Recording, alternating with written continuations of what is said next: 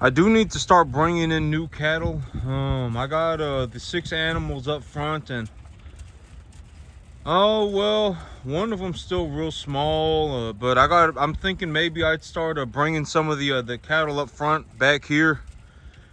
They've been preconditioned. All 6 of them have been preconditioned. I just need to castrate 3 of them and give 3 of them shots, and then they should be ready to go. But when I come up with food, when I have the sack of food, they'll come running towards me, and they'll eat out of the bin. And so I know that they're ready to go in terms of their food. And I need to start bringing in more cattle. This Saturday we're supposed to get rain again. There's people are saying that there's going to be it's going to be an early spring. That's what the rumor is right now. That's what people are saying. People are saying that we're headed for an early spring. And even if we are headed for an early spring, I'm not going to plow up my winter wheat. I'm not going to plow it up and plant whatever else, right? I'm not going to go and plant pearl millet or Sudan grass or whatever else, oats. I'm not going to do that stuff. I'm just gonna leave my winter wheat until it starts to go to seed. And when it starts to go to seed, I'd really like to start if I'm going to, well, I anticipate that I will have to plant something else, right? I anticipate that I will, because right now it's February, and if we are headed for an early spring, if this grass grows for another 2 months in good weather, if it grows for another 2 months in good weather, it will start probably going to seed. And once it goes to seed, if the grass puts on seed, after the grass has dropped the seed, the grass will die forever. And so I will have to plant something new. It's just I don't want to plow up my winter wheat. My winter wheat right now is maybe about 8 inches tall. Oh, the grass in the front, I was looking at it on my way up here, and it's about 8 inches tall.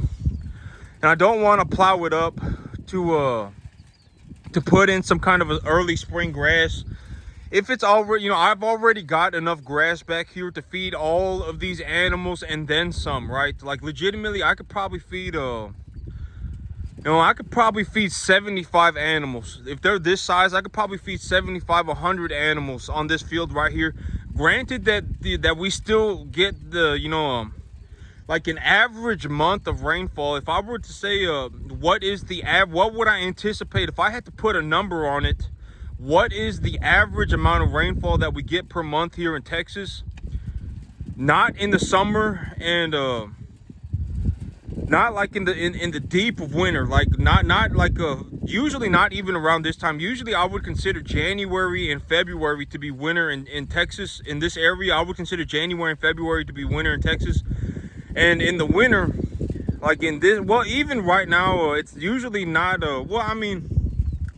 if I were to say the average rainfall per month, not in like June or July, August, not months like that, and not like January, February usually, I would say we normally get about 3 to 4 inches of rain a month, every single month. About eight months out of the year, we get about 3 to 4 inches of rain. And in February, January, I would say it would be good if we got 3 inches.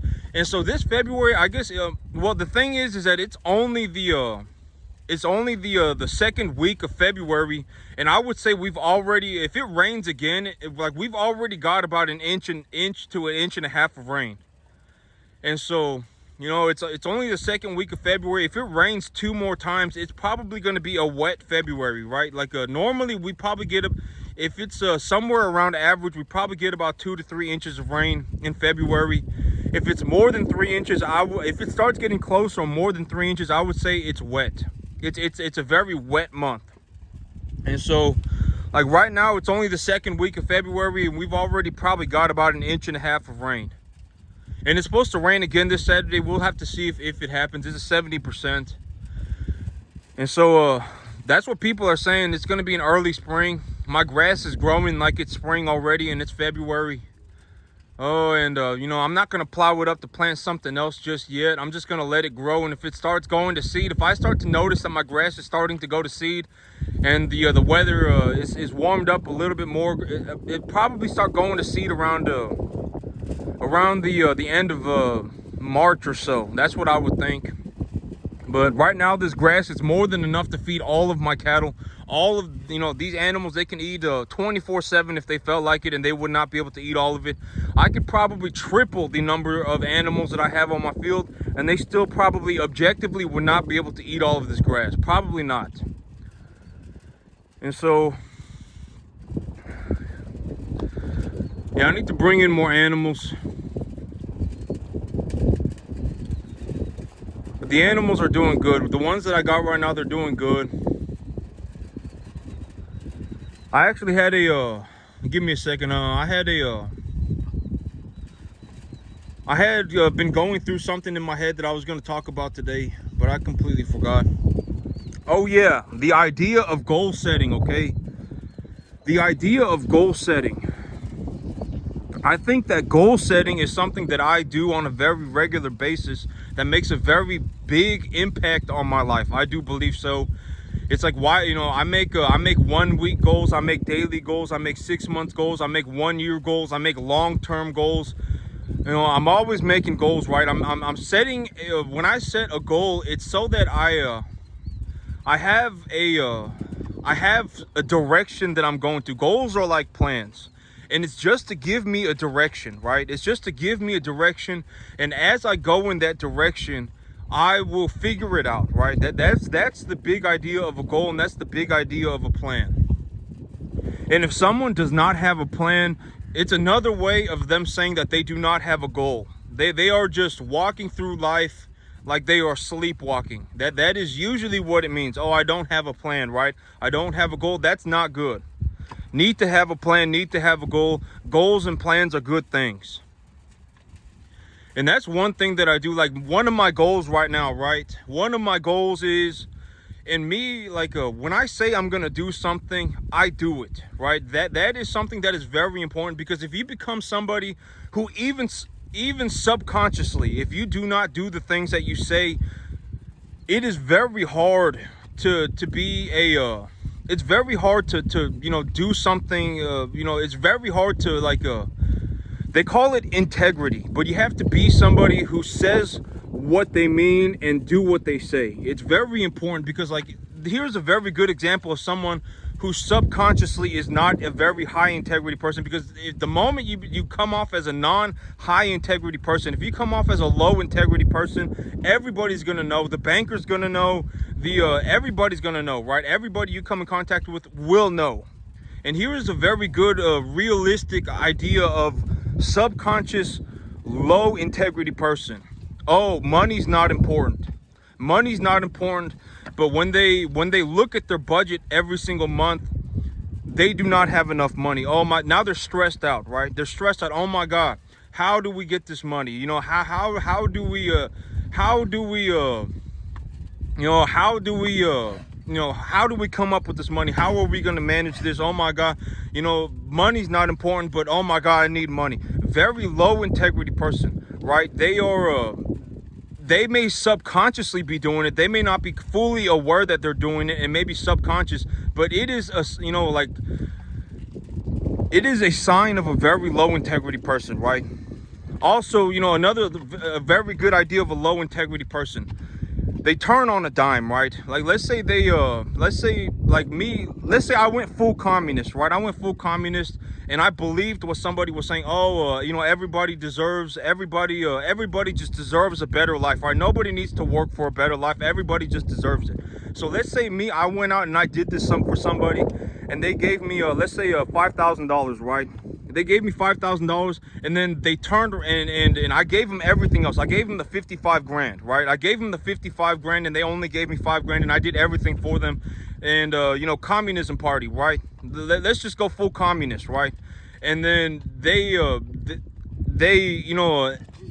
and then they say everybody deserves whatever, right? Everybody deserves an equal portion. But now they're sitting there with a $55,000 check, and I'm sitting here with a $5,000 check, right? That is the sign of a very low integrity person. Oh, I want him to do this for me, but I'm only going to give him a fraction, like I'm not going to look at the commodity markets. I'm not going to grow the grass. I'm not going to raise the cattle. I'm not going to do anything. I'm just going to sit here, right? I'm not going to make any investments. I'm not going to, work at this for 15 years. I'm not going to do any of that stuff, but I want to collect a check, right? Signs of a very low integrity person. They are subconsciously very low integrity, stuff like that. People may be subconsciously doing it, but they are subconsciously doing it because they are a character of low integrity. And it's very obvious. If you actually take a good look, it's very obvious, right? I don't really want this. I don't really want this, but the moment it's in front of them, they change their mind, right? Or this is what I want, but then they actually, but in reality, they only want it if it benefits them, right? Very, very, very low integrity people. And it's a sign of very low, and I'm not saying that to be a dick to people. I'm just saying, me, when I've gone through the world, I've seen a lot of people, right? A lot of people who claim that they want to be farmers. I've seen a lot of people, because you got to understand that me, for about the last 14 years of my life, the only thing I've ever wanted for myself was to be a farmer. Genuinely, the only thing I wanted to be for myself was a farmer. And I finally got to a point where it's like I'm making a drastic amount of money, right? I'm making a drastic amount of money. I'm doing something that almost nobody can do. And I finally found a way to do something for myself. And now everybody shows up at the very end and they want, a lot of people, if I guarantee it, and I'm not saying this to be a dick, but if I went out into the world and they put 1,000 farmers in a room with me, 900 of them would want something from me, genuinely. They're going to say one thing. Low integrity people are going to want something from me. They're going to say one thing, but they're going to mean another. They're not going to do what they say. Genuinely. I almost get, and I'm, that is just from, me having gone through life and seen a lot of people, right? One person over here, oh my God, I don't have money for fertilizer. Oh my God, oh my God, whatever, right? They're all over the place, right? And so, it just, I'm not saying that to be a dick. I'm just being honest. A lot of people, if they actually had the, if they left their cave and they actually saw that they actually saw the $50,000-$60,000 in front of them, they would turn on a dime. They would abandon everything that they had going on for that money. They would. I almost guarantee it. Almost guarantee it. People will do that stuff for even $100, even for $5. People will lie and cheat for $1. Genuinely, they will. And so it's like the more money there is, it's like the money is an amplifier, right? Money is an amplifier, and if someone's got a lot of problems, if they make more money, they're gonna have more problems. It's very rarely like, oh, I'm doing very well for myself, I made money, now I'm gonna do better for myself. Very rarely. Almost that almost never happens. It's not like most people, and I'm not saying this to be, and I don't really like saying this stuff, right? But I'm just gonna be honest. Most people, if it's not like, oh my God, I made money, and now it doesn't matter what the amount of money is, right? Like this farm, it cost me $600 or $700 a month to run, right? Most people, if I gave them $700 a month, their mindset would not be, oh, now is my chance to do drastically better for myself. It just won't happen. For most people, it will not happen. I almost guarantee it. And I'm not saying that to be a horrible person. I don't really like saying this stuff, but I'm just going to be honest. And it's like, if you want to be somebody who actually, you got to learn to have high integrity. With the, high integrity, even subconsciously, if you are a person of high integrity, you do what you're going to say and you walk the talk. The banker will know, the people that you come in contact will know, subliminally, subconsciously, they will know. Everybody will know if you are a person of high integrity. I said I'm going to do this and I went out and I did it. Even if I was going to die trying, I went out and did it, right? Genuinely. Everybody's going to know, right? You can't hide in the tall grass. That's what I always say. Everybody's going to know everything no matter what. People are smart.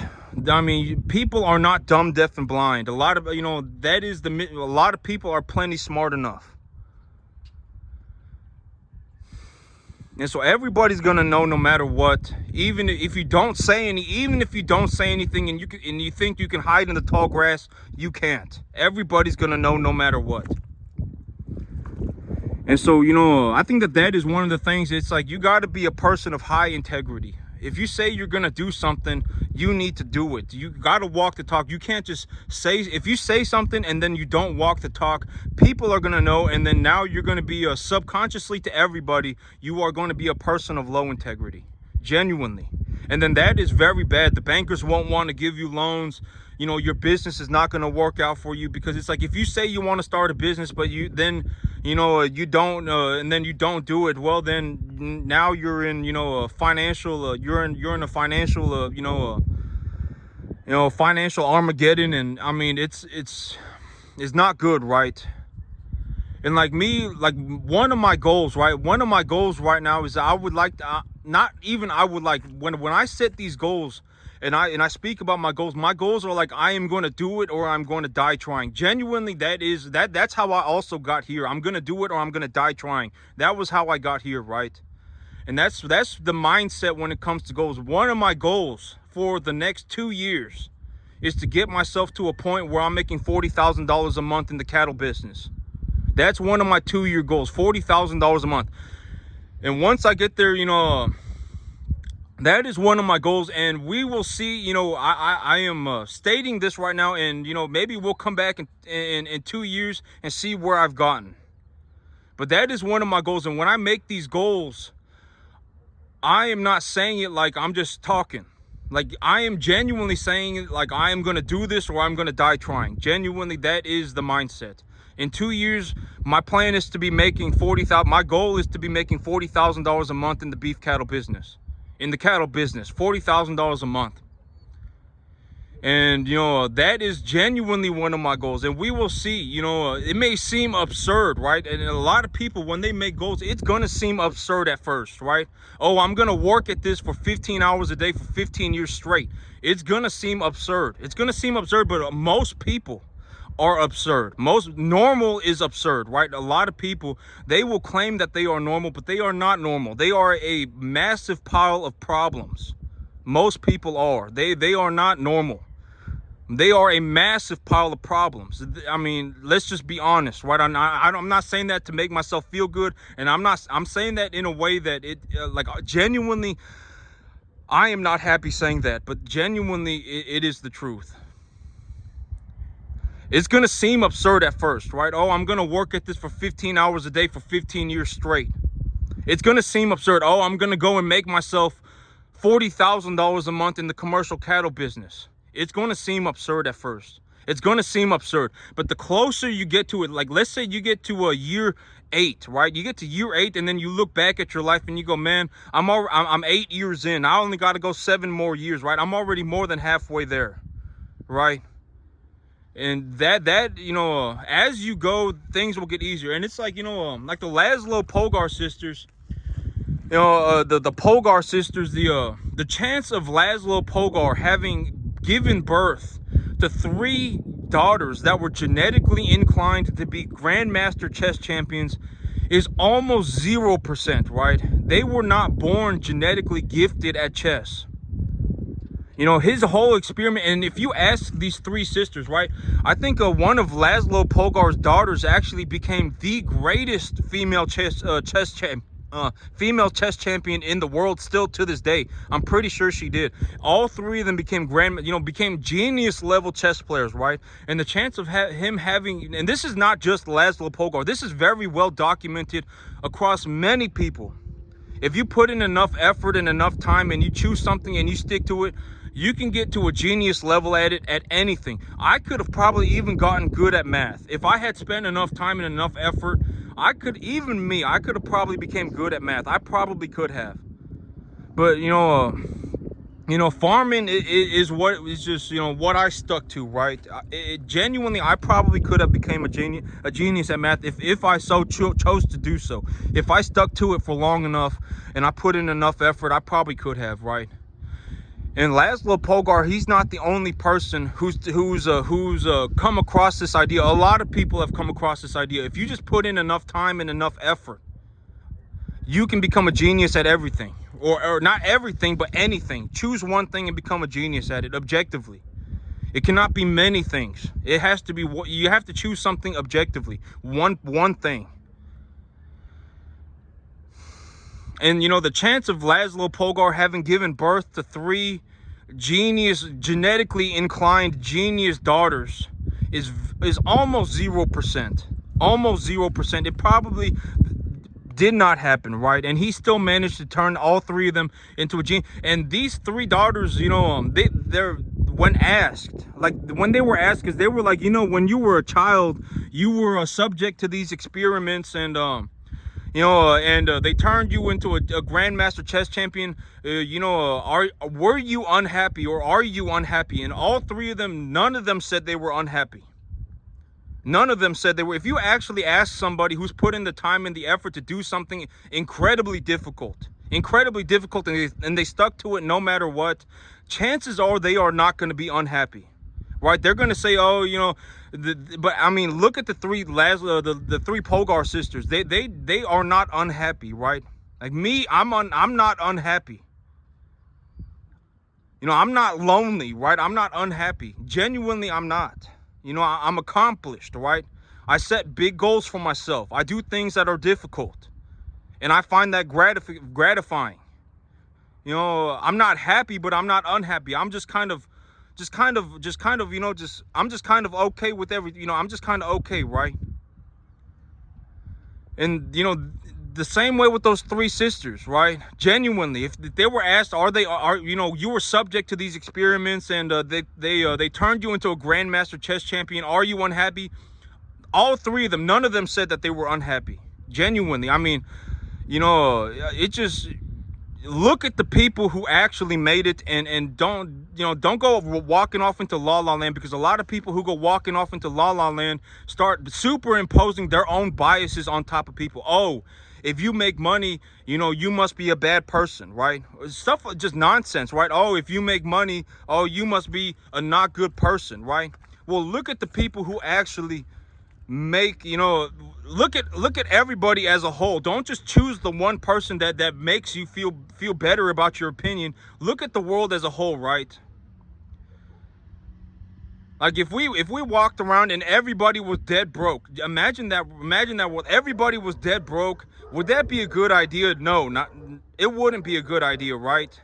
Imagine the world if everybody was living in straw huts. If everybody was dead broke, you know, everybody was living in a straw hut. You know, you were pooping in the ground. I mean, you were digging holes to poop in the ground. I mean, would that be a good world, right? Would that be a better alternative to what we have now? You know, look at the good in the world, right? Look at the good in the world. Oh, we've created fertilizers that have the capacity to improve the quality of the environment. Oh, we we have prosthetic limbs for people who are born, or who had an accident and lost a body part. We have prosthetic limbs for these people. You know, more babies survive now than ever before, right? Look at the good stuff. I mean, would the world really be better if everybody was dead broke? No chance, right? Babies would be dying all over the place. Everybody would be living in a straw hut. If you wanted to poop, you would dig yourself a hole in the ground. I mean, it would not be, that is not the better alternative, right? Genuinely, let's just be honest. There's a lot of good in the world right now, and a lot of it. You know, you got to be careful about superimposing your bias on top of the reality, because, you know, it's very hard to, you know, it's just very hard. It's almost impossible. The chances of somebody going from like being morbidly obese to being the greatest marathon runner, it's almost impossible, right? And I'm not picking on morbidly obese people. It's almost impossible. But mentally, that is the situation for most people.